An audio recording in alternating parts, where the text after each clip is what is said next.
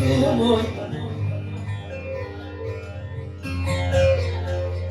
Bir defa etsem adam üstüne oy.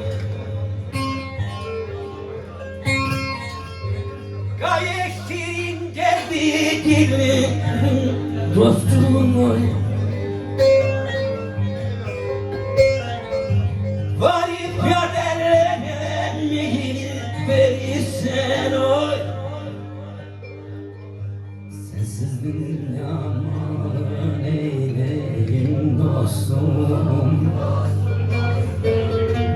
Dostum, dostum, dostum.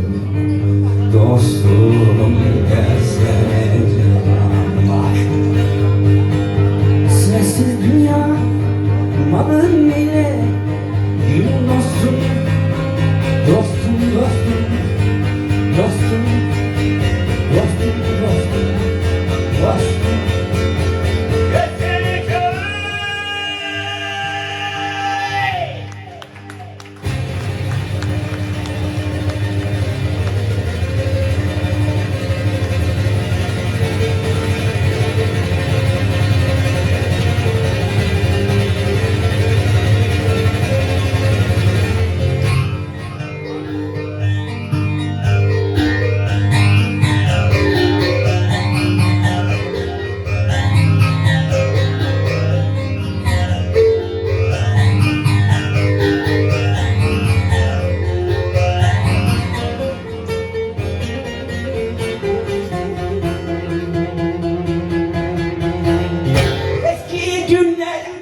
Hayalimden gitmiyor.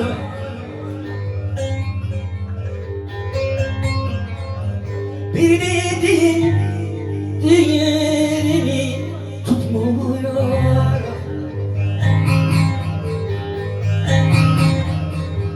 Gidim ya sana gücüm yetmiyor. Kışala bağlana yollarım dostum, dostum, dostum. Dostum, dostum, dostum, dostum. Senlik benlik nedir bak. Söyleyeyim geldi sırası. Kürdü Türk'ü ne Çerkezi, hep Adem'in oğlu kızı. Beraberce şehit gazi. Yanlış var mı ve neresi? Kur'an'a bak, İncil'e bak. 4 kitabın 4'ü de hak. Hakir görüp ırk ayırmak hakikatte yüz karası. Nedir? Ne Kızılbaş? Değil miyiz hep bir kardeş? Bizi yakar bizim ateş, söndürmektir tek çaresi. Veysel sapma sağa sola.